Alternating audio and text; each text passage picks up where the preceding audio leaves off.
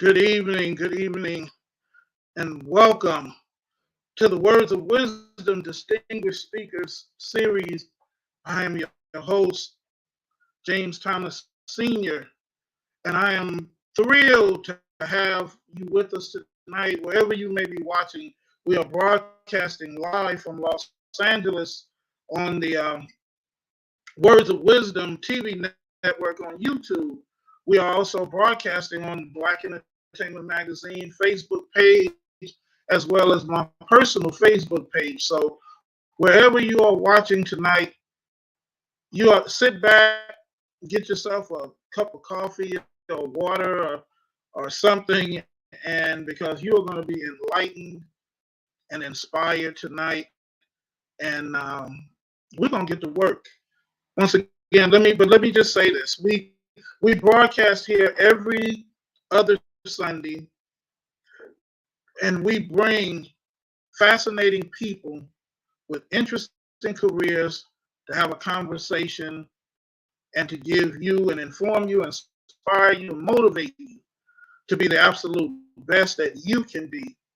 And our guest tonight is going to do just that and more. He is one of the most renowned speakers in the world today. He has had an illustrious career. Matter of fact, why don't we're going to go right to this because I'm just anxious to speak to our guest tonight, but I'm happy that you are here. Let's take a look at this video presentation of our speaker, Dr. George C. Fraser, tonight.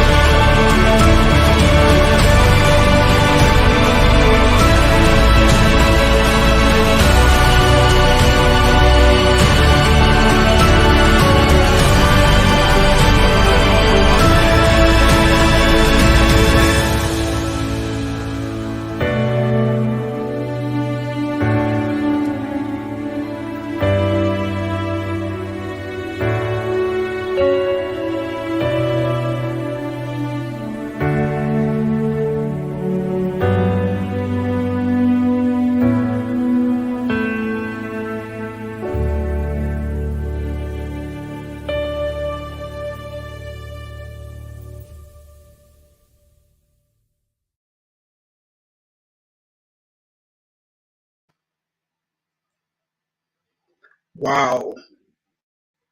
So all I can say is wow. Ladies and gentlemen, let's welcome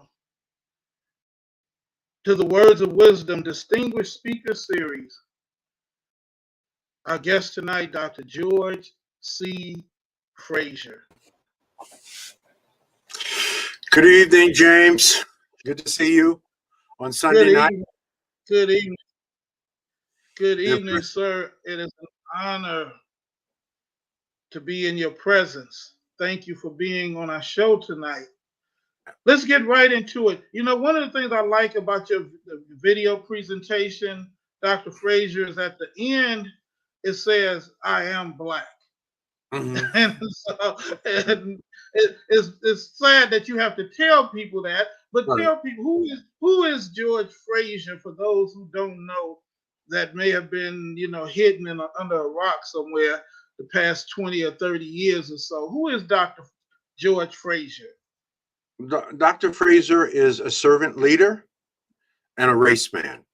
I've committed my time, talent, and treasure to the investment and upliftment of my own people first. I'm about Black first because I deeply believe that white people will not be saving Black people. It's been 400 years and we're not saved.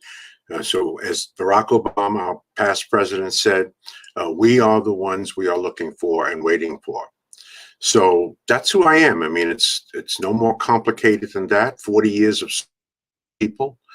I'm 75. I'm an elder now, and I bring with that the experience, uh, the lessons, and the knowledge that I have gathered in the 3/4 of a century back to my people. I believe I have rules. I have my own personal rules, and I believe we have to teach each other what we know. We must teach people what we know. And so that's where I am in this passage, in this stage of life. I'm in the eighth stage of life. Hopefully you will get 8 passages or 8 stages. Each passage is about 10 years. And that's because you're a different person at 10 than you were at 1. Yes. You're a different person at 20 than you were at 10. Let us pray. You're a different person at 30 than 20, 40 than 30, 50 than 40, 60 than 50, 70 than 60, 80 than 70. We're constantly evolving and changing, and I have not gotten off my path, and that is to love and to give and to serve and to add the highest value to my people every minute of every day. Dr. Fraser, what caused you in 75 years? I know you've seen a lot. What caused you? What set you on that path? That's a great question, James. I was born and raised in Bed-Stuy in Brooklyn, New York. Born 1945, which means I grew up with Dr. King in one ear, Malcolm X in the other ear, and Smokey Robinson writing the lyrics for my music instead of Lil Wayne. Have you ever compared the lyrics of Lil Wayne to Smokey Robinson? There is no comparison. I grew up when James Brown wrote the iconic song, Say It Loud, I'm Black and I'm Proud, and Gil Scott-Heron said the revolution would not be televised. I grew up when we were wearing afros and dashikis. Believe it or not, I was trying to wear an afro and wearing African-centered clothes. I grew up with sort of an African-centered, revolutionary, Black Panther spirited kind of environment in the bowels of New York City. And that's what seeded all of this. I mean, where else would it come from? It came from my environment. It came from the people that I was hanging out with. That's what they were saying. That's what they were doing. That was our raison d'etre. That was our reason for living and being. So I was highly infected, affected, and effected by that ethos. And it's reflected in the work that I've been doing for 75 years. It's reflected in the generations before me. All right, I'm the last of I'm the oldest of the baby boomers. I'm at 75, and the youngest baby boomer is 55. So we were the last generation to be able to take credit for the civil rights, voting rights movement, fair housing movement, which brings me to a deeper thought. So thank you for asking that question. Okay. I don't mean to go too serious on you too early, but why not? It's Sunday night, right? Exactly. You're a pastor. We must remember, brothers and sisters, those of you who are watching, that we are all drinking from wells that we did not dig, that we're standing on the shoulders of giants, that our ancestors and forefathers spent 350 years of their life getting us to this point. 350 years. So the question that we must ask ourselves in the quiet of our own mind, each generation, is, are we worthy of that legacy? Mm. A 250-year fight for our freedom from 1619 to 1864. A 100-year fight from 1864 to 1964 for civil rights, voting rights, and public access. So that's 350 years of death, toil, and struggle. So if in fact you believe that we are worthy of our legacy, here's the deeper question that I want to pose to Generation X, Y, Z, and Generation Alpha. What will be your legacy? Wow. What will our children's children be saying about you 150 years from now? We know what they're going to be saying about baby boomers who contributed to the civil rights and voting rights. We know what we're already saying about past generations, from the Harriet Tubmans to the Mary McLeod Bethunes to the Frederick Douglass. We know what the conversation is about in terms of those generations. But Generation X and Generation Y and Generation Z and Generation Alpha, the children of Generation Z, what will be your legacy? What will that be? Now, I know the answer, and I hope you know the answer. Your legacy must be economics. Your legacy must be closing the income and wealth gap between Black people and white people in America. That's what your legacy must be. I will not live long enough, and those of my generation will not live long enough to complete that task. It will take about 100 years, 3 to 5 generations for us to close that gap. We are the poorest people in America 400 years later. We're at the bottom of every single economic statistic that matters in America. So unless we fix that, in the words of the great Dr. Amos Wilson, I don't know if you know Amos Wilson, go on YouTube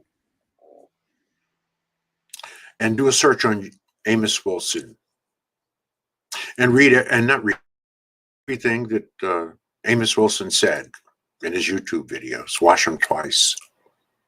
Brilliant brother, brilliant. And he said in 1993, before he died in 1994, that our refusal as Black people to confront the issues of money and wealth is going to end up with our very lives being threatened as a people on this earth.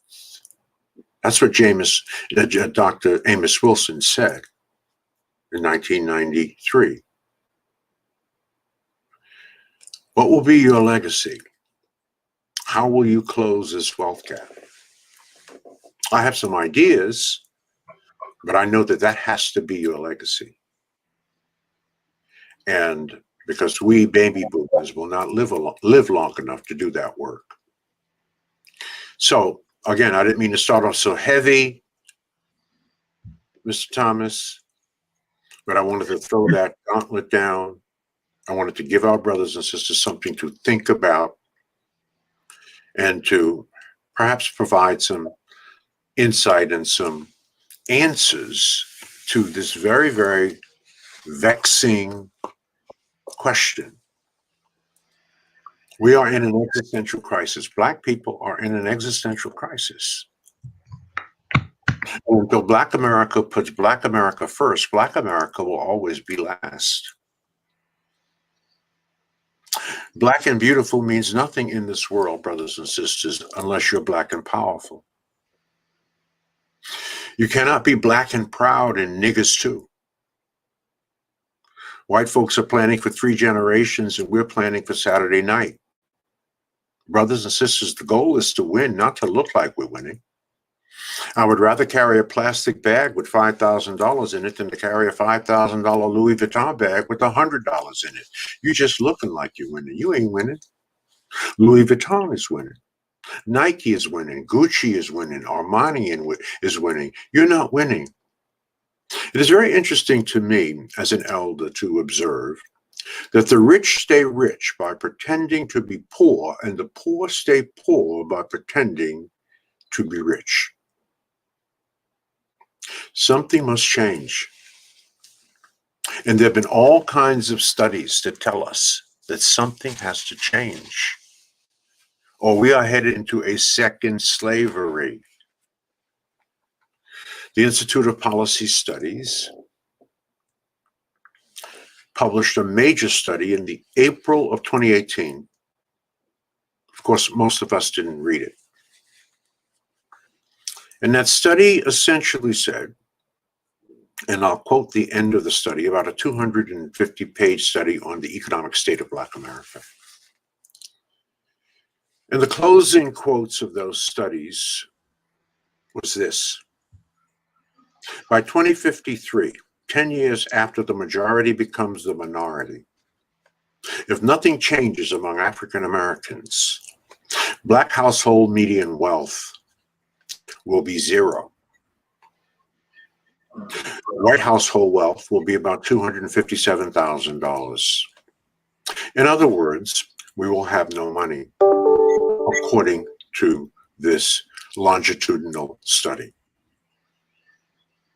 That means we will have worked our way into a second slavery, try to operate in a market-based economy in a democratic capitalist society without money. You can.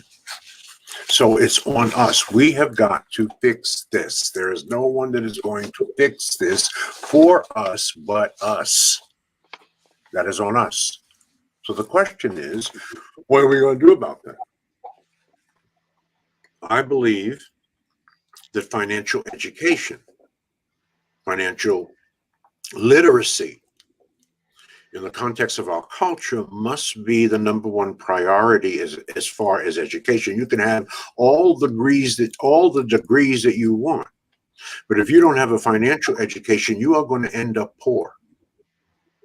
Wow. So this is one of the reasons I started WINS Wealth Building Centers and Curriculum a decade or so ago. And there's a program to install in the historically Black church a financial education system free to the congregation. It's a 75 module curriculum designed as any excellent curriculum is designed. It costs $250,000 to design, to begin the process of tackling financial illiteracy in Black America, and to install it where Black people go, and that is the Black church. There are 85,000 Black churches in America. About 10,000 of them have wealth ministries. Those wealth ministries need an upgrading and an updating and a systemization and continuity around that systemization. And so that is the thing that we have been working on at FraserNet, building and installing WINS Wealth Building Centers and curriculum in the historically Black church. That is what I'm doing about financial education. Now, I'm not just talking about it. My mama taught me many years ago, what you do speaks so loudly, I can't hear what you say. I see your mouth running out. People want progress without execution. No, we have to execute. I have a sign on my wall right here. I've had it for 30 years. And the sign says, when all is said and done, more will be said than done. So you cannot be that person that is talking about it. We appreciate you raising your consciousness about it and learning about it and knowing about it and pontificating ad nauseum about it. But at the end of the day, you have to execute. You have to do something. So if we wanted to narrow down the essence of our 75 module curriculum into 4 pillars, 4 things for the intergenerational transfer of wealth, because that's what we're really talking about. Proverbs 13:22 tells us that a good man leaves an inheritance to his children's children. We're operating outside of our own spiritual thinking. In fact, baby boomers will be the first generation of Africans in America to raise another generation of Africans in America that will not do better than them. So in the 400-year history of our people, we are the only generation to raise another generation that was worse off. That needs to be corrected by succeeding generations, X, Y, Z, and Generation Alpha. So the 4 pillars, James, for the intergenerational transfer of wealth, first is the proper management of accumulated wealth, so that we can stop reading about athletes and entertainers who earn $100 million in their career, and within 5 years of retirement, 65 to 75% of them are broke. That is the improper management of accumulated wealth. We have 2.2 million Black households worth $400,000 or more. Most of that's tied up in real estate. We have 35,000 Black millionaires. Don't get excited. There are 1.5 million white millionaires. So we have a little to do, okay? The question is, are we properly managing that wealth? And the answer is hell to the no. No, we're not. So we have to educate our people on how to properly leverage and recycle and create work and jobs for our people. And that is pillar number 1, the proper management of the wealth that we currently have that is not being properly managed. That's number 1. Number 2 is real estate. What is the first thing God gave Adam? Real estate. What's the first thing God gave Isaac? Real estate. Real estate. They ain't making anymore. We came over here on the Mayflower. We still own the fewest number of homes per capita of any cultural group in this country. Real estate is the cornerstone for most wealth of certainly average families. So real estate is one of the pillars for the intergenerational transfer of wealth. The third pillar is business ownership. Now, we don't need all Black people going into business. No. There's some Black people that should not be within 100 yards of owning a business. Right? You've met them. Yes. I call them business people. See, there's a difference between a business person and a business person. And what we're trying to do with our financial education program and with the Power Networking Conference that I've been putting on for 20 years, we're trying to put the business people out of business because they're messing it up for those of us who are, in fact, trying to do serious business. But the most important part of that element is Black people in America are the consumer class. We are the consumption class. White people are the merchant class. They make stuff, we buy stuff, right? You can't win that way. So we have to create work and jobs for our people. More of us need to be entrepreneurs. About 96% of us have jobs. About 4% of Black folks in America, about 46 million, have businesses. The problem with the 2.6 million Black people that have businesses, and by the way, that's up 35% over the last 5-year reporting period of Black-owned businesses. It comes out every 5 years. There are 2.6 million businesses, up 35%. That's excellent. That's the upside. The downside, James, is of those 2.6 million, only 111,000 employ anybody. Now, those who employ people, their business is up about 11%. Their average annual income, or revenue, I should say, is about $1.7 million a year. That's up 11%. That's the upside. The downside means that 2.59 million of our businesses are sole proprietorships. Now, by the way, that's up about 70%.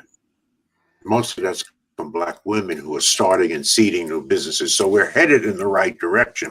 The problem with that number is that the average annual revenue of our 2.59 million sole proprietorship is only $18,700 a year, which is below the poverty line, and that's down 7%. What's the point? You either grow or you die. And employment is very, very important. We must, by the end of the 21st century, become the #1 employer of our own people.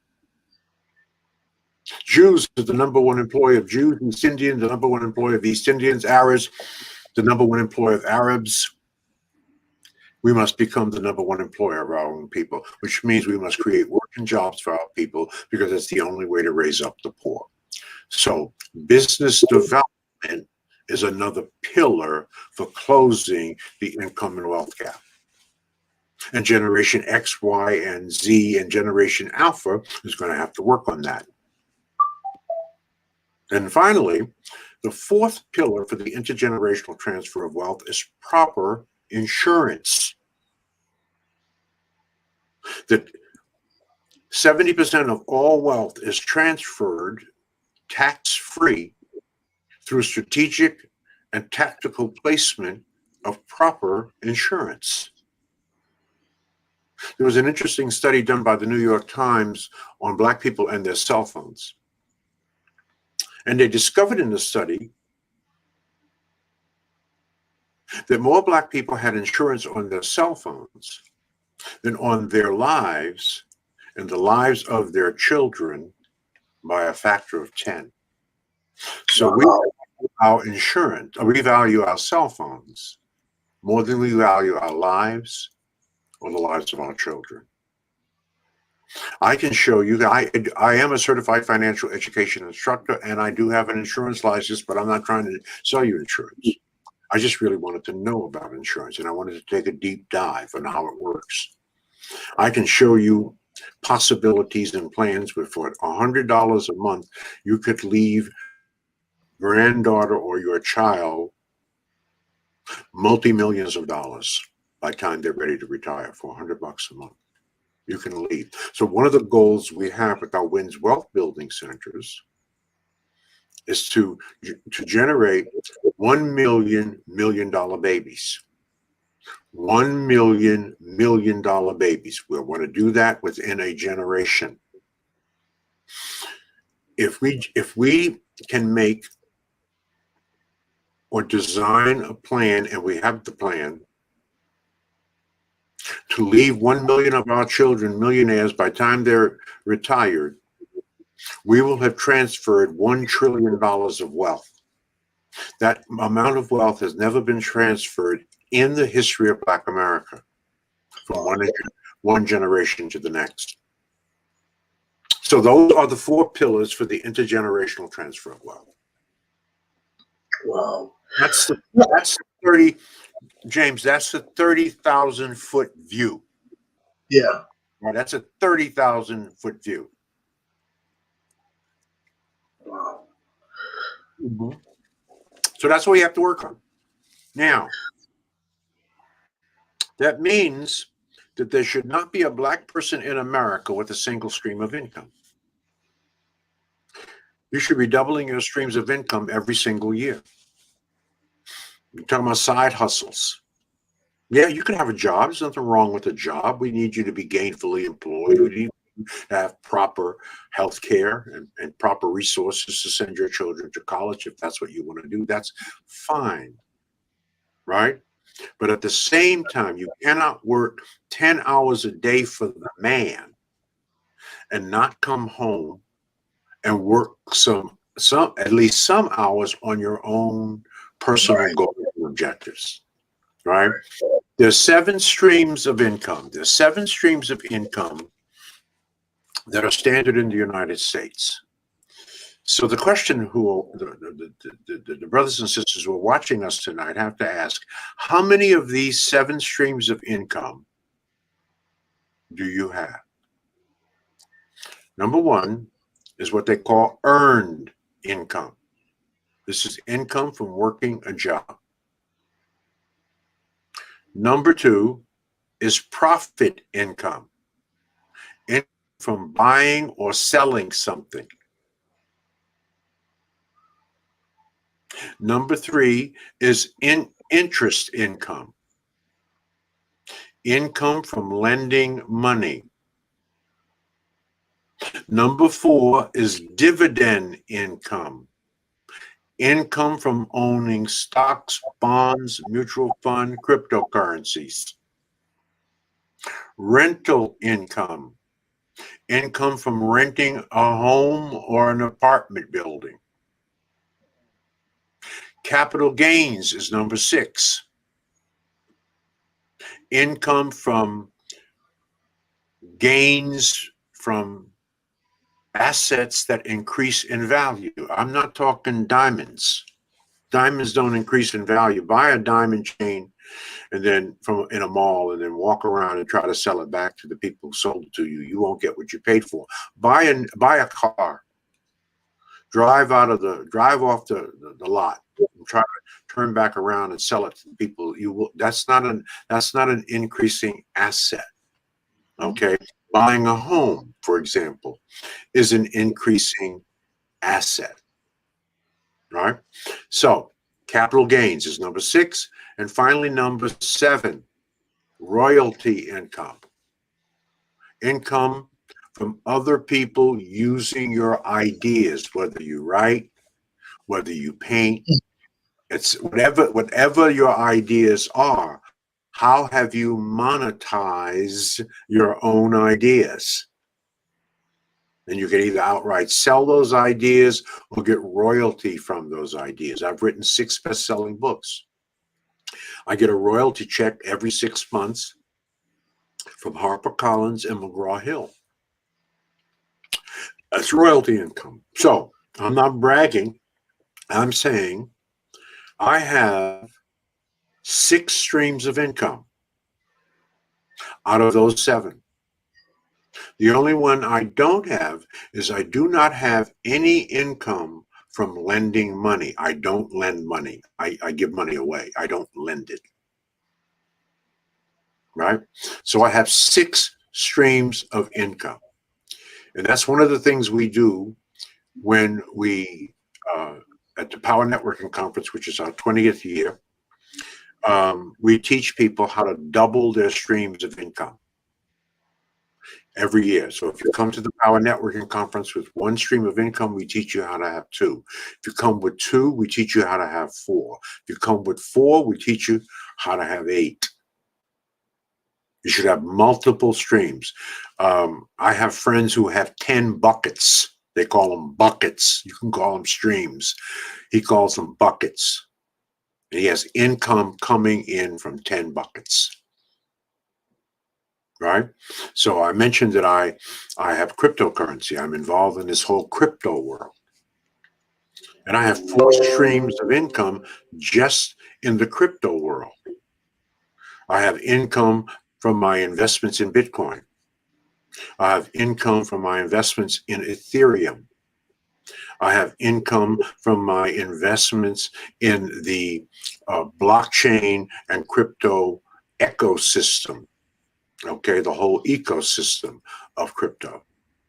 And then I have income from my investments in the foreign exchange market, or Forex, which is 10 times larger than the stock market. $5.3 trillion every single day is traded on the Forex market.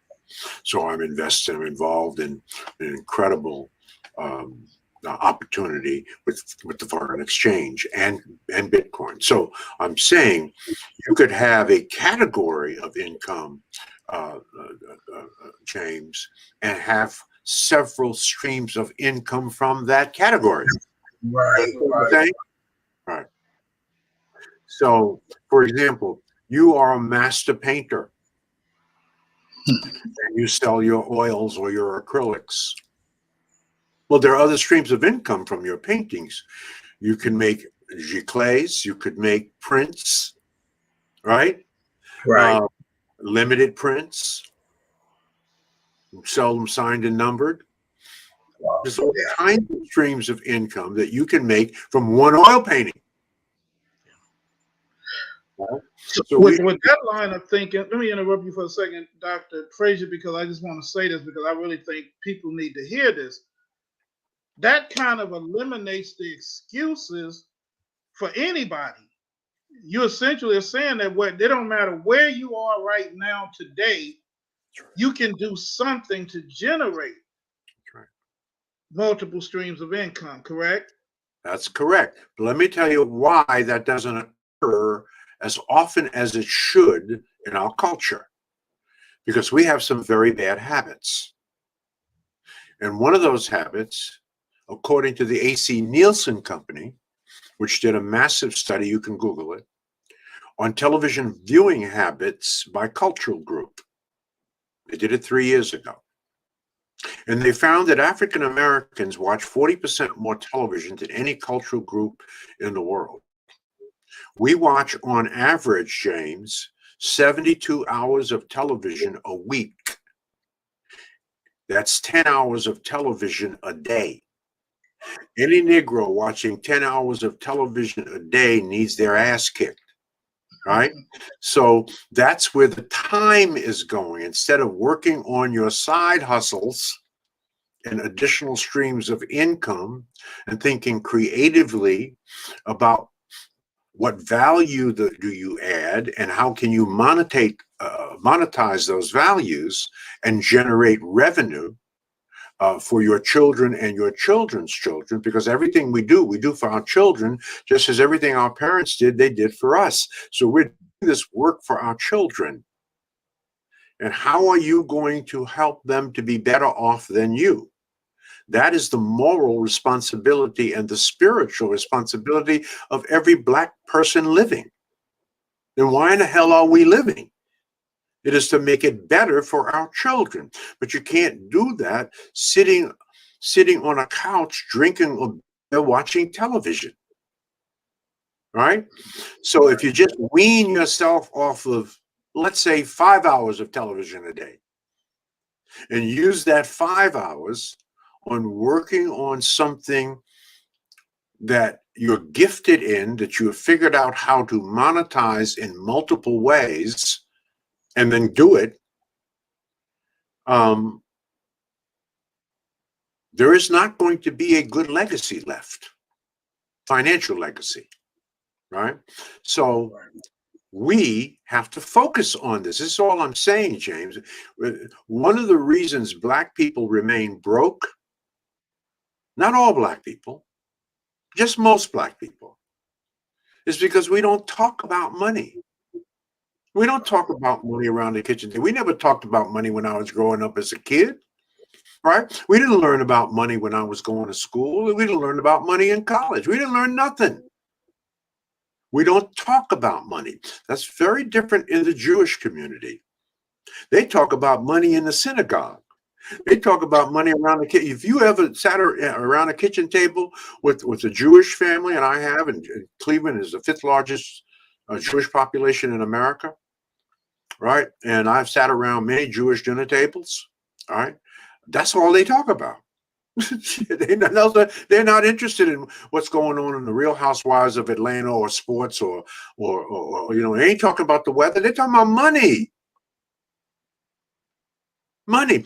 And there's only 15 million Jews in the entire world. Did you know that? Only 15 million.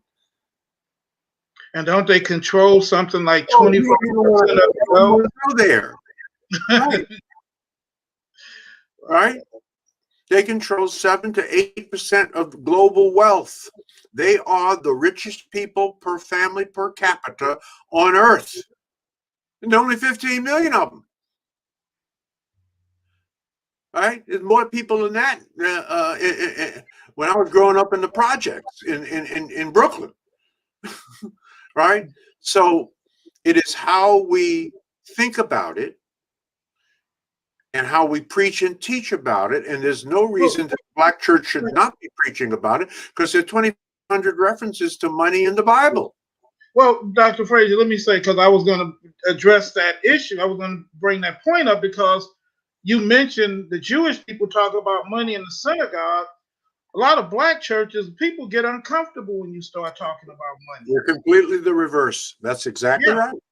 They don't want to talk. They don't want to preach it. They don't want to pastor. They get uncomfortable. They get ready to leave. They don't want to hear about money in the church. They want to hear about the great by and by, and I'll get my mansion in heaven and all of that. Why do you think that is, Dr. Fraser? It's enculturated. It's enculturated. And remember, white folks, when they came carrying a Bible which justified the slavery, and much of what they preached was around the importance of poverty, to living a modest and ultra conservative life. We are very, very liberal on social policy as a people, but we're very conservative when it comes to money. We operate out of a fear and scarcity mentality because that's what we've been taught. It's not in your DNA. You learn it somewhere. And people that you respect, quoting books that you revere, selectively pick passages that speak to that. It's just, right? Because that's not what the Bible really says if you read the Bible. Not at all. Right? So it's an enculturation that has gone on for generation after generation after generation. It is in effect changed our DNA. So we have to get over that. We have to, and so we get over that because the curriculum that we teach in the Wins Wealth Building Center is an African-centered curriculum because Black people learn differently than white people. We're oral, visual, tactile, kinesthetic, and auditory learners. That's how we learn. We learn differently than white folk. So you have to have a curriculum that speaks to that. We know we learn that way because that's modeled in the Black church. That's how we preach and teach. We're oral, visual, tactile, kinesthetic, and auditory learners. We have an oral tradition. We want to be both preached to, taught, instructed, and entertained. That's how it works, right? We learn differently. So until and unless the most revered institution in Black America and the most revered leaders in Black America, everything of any significance, leadership of any significance came out of the Black church. Right. They led most of the movements that helped to free us. And to get us civil rights and voting rights and public access. It was Black pastors, and so we revere them.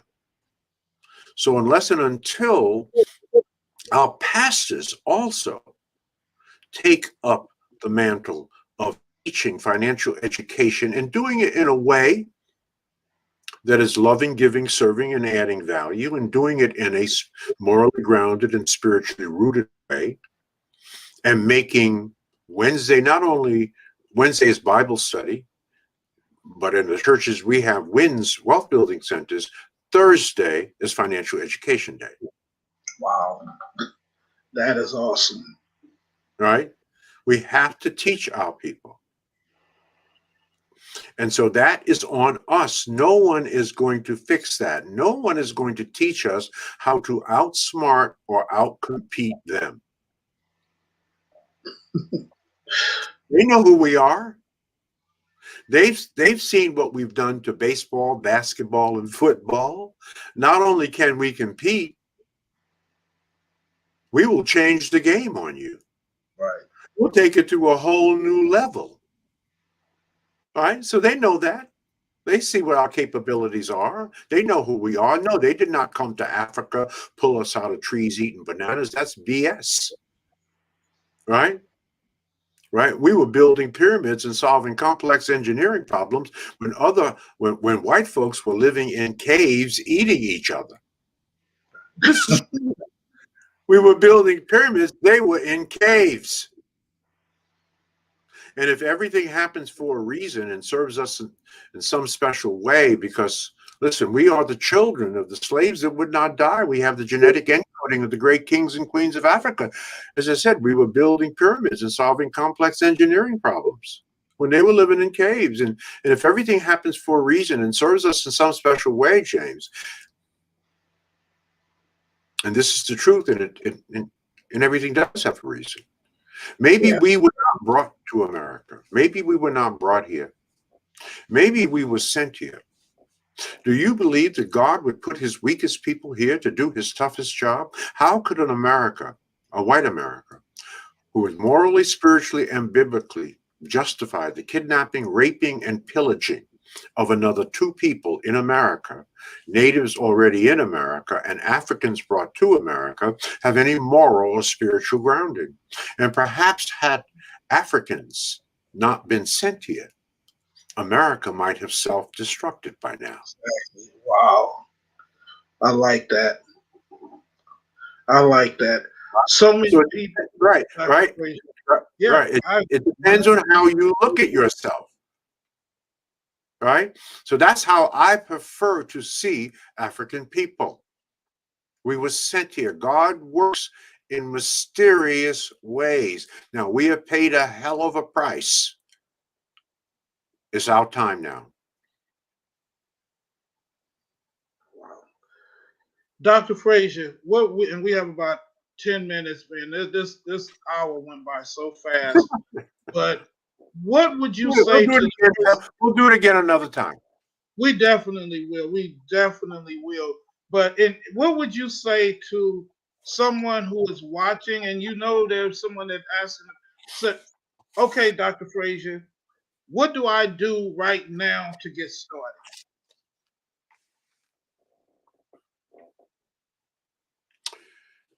First and foremost, that's a wonderful question, James. What's the first thing slaves did when they became free? They started building small classrooms, then, right? Then larger classrooms, and then schools. And then 100 years, they had an entire HBCU, historically black college and university system. So the first thing is education. If you are financially literate, and most of you are not, you should find either on the internet or in a classroom at a local college or in your church, you should start a wealth ministry that focuses on financial education. That's the first thing. Educate yourself about money. Education. That's the first thing. The second thing, continue to do magnificently on your job because, as I said, we need Black people everywhere. We need Black people who are strategically and tactically positioned in the public and private sector workplace so that we can access the resources that we deserve, because so much profit is made off of us in these places. So we need Black people up in there on the boards so that when we come a knocking, right, there is an empathetic ear, right? So we need Black people everywhere, but we need more Black people starting businesses. So think to yourself, what gives you the greatest fulfillment, the greatest joy, and the greatest satisfaction? What gives you the greatest fulfillment, the greatest joy, and the greatest satisfaction? This is, in fact, once you determine that, is your purpose. Find a way to monetize your purpose. I love speaking. I love writing. I've been speaking and writing since I was a little kid, once I learned how to read. I loved it. I found a way to monetize it, right, for my entire life. because it was the thing that I love. Here I am at 9 o'clock at night on Sunday talking, right? I love this. I never get tired of saying the things that I do, and I am handsomely paid for it. I'm not bragging. I'm just saying anybody can do that. Do what you love and do it with people that you love. Let me say that again. Do what you love and do it with people that you love. All right. I am not interested in saving white people. White people don't need to be saved. Right? And white people don't need me. They got millions of white people that know what I know, if not more. Black people need me. So I do what I love with people that I love. So what is it that you love doing? Other than your 9 to 5, God bless you if that's what you need to do. Start a business. Sell something. Let's just put it real simple. Let's put it real simple. Sell something and stop buying. If you bake cookies, put them in a box and sell it to somebody. If you live on a farm, take the manure, put it in a bag, put your name on it, and you can become an entrepreneur and sell it to somebody. This is America. In America, two things are going on 24/7. Somebody is buying and somebody's selling. We're doing all the damn buying. Sell something that's close to your heart. I don't care if you like knitting caps. Find a way to make them by the dozens and sell them. Put it on the internet. You have no excuse. You have a global market that you can access for almost next to nothing. You have no excuse. Sell something. Get a side hustle. And then your side hustle will fund your investments. And then your investments ultimately will replace your job. It's a real simple little formula. That's a very simple. Get you some side hustles and multiple streams of income. Use that money to make investments, and your investments will ultimately replace your job. That's how it works. That's how it worked for me.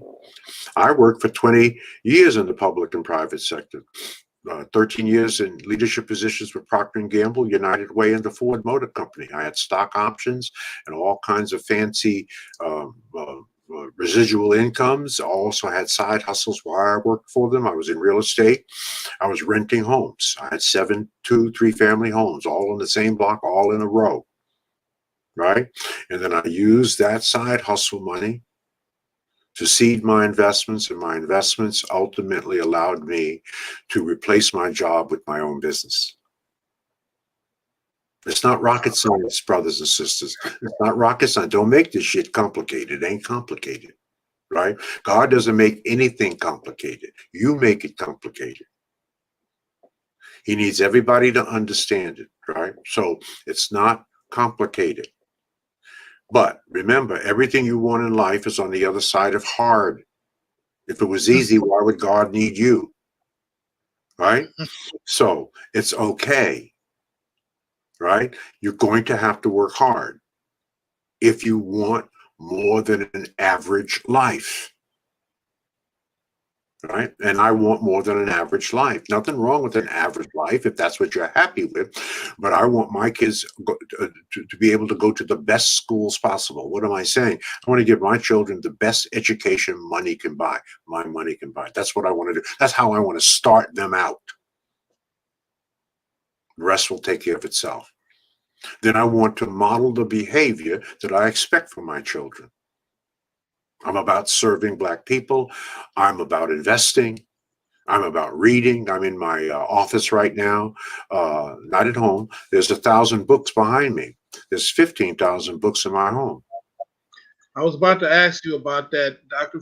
Fraser. I was going to ask you, I said, I already know the answer, but I was going to ask you, how many of those books have you read? I read 100 books a year.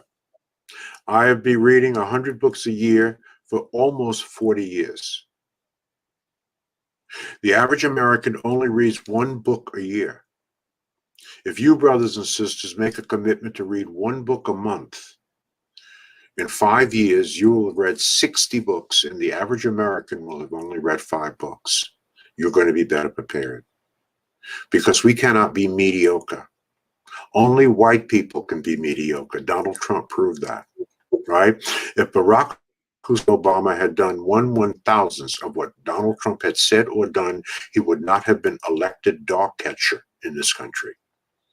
Black people cannot be mediocre. My mama taught me this many to be twice as good to get half as much. Because if you're black and mediocre in America, you better leave because you're going to be marginalized and you're ultimately going to be destroyed in this country. I'm not saying it's fair. I'm just saying that's what it is. So we have to be excellent. And if you're excellent, brothers and sisters, chase excellence, never chase money. When you're excellent, you will not be able to get out of the way of money. When you're excellent, you will not have to wait in anybody's line. People will wait in line for you. Money will find excellence. Be excellent at anything you do. I don't care if you're mopping floors or cleaning toilets. That's what I did for my first real job for 3 years. Mop floors and clean toilets on the midnight shift at LaGuardia Airport. You go down to LaGuardia Airport today, go into the maintenance department. There's a picture on the wall. It's me. I was the best floor mopper and toilet cleaner history of LaGuardia Airport. How you do anything is how you do everything. Wow. And Dr. King said the same thing. He said it. You're going to be a floor sweeper. You're going to be the best floor sweeper they ever had.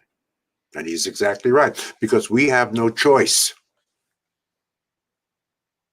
We are the best football players, the best basketball players, now the best tennis players, the best golf, right? We were right? Give us, wherever the rules are clear and the playing field is level, not only can we compete, we will dominate. Dr. Fraser, I have a motto for my company, Expect to Win Athletic Apparel, and we sell a lot of these hoodies that say "Be You." You don't have to be like Mike. You don't have to be like James Thomas. You don't have to be like George Fraser. Just do you. That's Be right. you. Mm-hmm. Well, Dr. Do Fraser, you. well, go ahead. Yeah, do you. So for those of you, we have a Power Networking Conference can't be live. This is our 20th anniversary. Can't be live until next year. We have a virtual conference August 11th through the 14th, so watch out for that. It's off the chain. And then we're going to do the live conference next year in Houston, Texas, at the Hilton of Americas. We'll be back, right? So if you're interested in coming to the live conference next year and watching the virtual conference this year, if you'd like, I'll make you a special offer. You can only get it through emailing me. If you go on our powernetworkingconference.com site, you'll see that it's $1,500 to come to the live conference for one adult, and we sell out every year. It's $800 for a child. That's $2,300. It's $300 to come to the virtual conference in August. That's $2,600. I'm going to take $2,000 off that. This is my James Thomas special. $2,000 off that price and give it to you for $599. But you can only get it through me. You have to get it through the email. My email, gfraser@frasernet.com. That's gfraser@frasernet.com. In the subject line, put "I'm in." In the body of the email, put your full name and your cell number, your full name and your cell number. That's G Fraser, F-R-A-S as in Sam, E-R, just as you see on the screen, at frasernet.com. You get $2,000 off. You get a $2,600 package for the virtual and the live. You get it for $599. Email me. I'm in, and that's my offer to you, and that's my mic drop, and that's my time. Dr. Fraser, thank you so much for being here, sir. I give you a standing ovation. This is part one. That's right. Here you go. There you go. All right. We'll bring you back for part two. So, all right. God bless you, Dr. Fraser. And we will schedule you for part two, that we can continue educating black folks and create some millionaires and some wealth. Amen. Love you. Well, Keep doing God's work, and we'll meet again. bless you, sir. All right, now. Thank you. Have a good one. All right. Well, I lost my light, so I know you guys enjoyed that. Wow, that's all I can say. Go back and watch it, share it, subscribe to the Words of Wisdom TV network. We are. This is what we're about. This is what we're about: bringing information to the people, inspiring the people, educating the people, and preparing the people to be great. And we do it by presenting fascinating people with interesting careers. That concludes our show tonight. We'll be back in 2 weeks with another exciting, dynamic guest. In the meantime, do not give up, and whatever you do, always expect to win. God bless you. I'm James Thomas Sr., and this is the Words of Wisdom Distinguished Speakers Series. God bless you.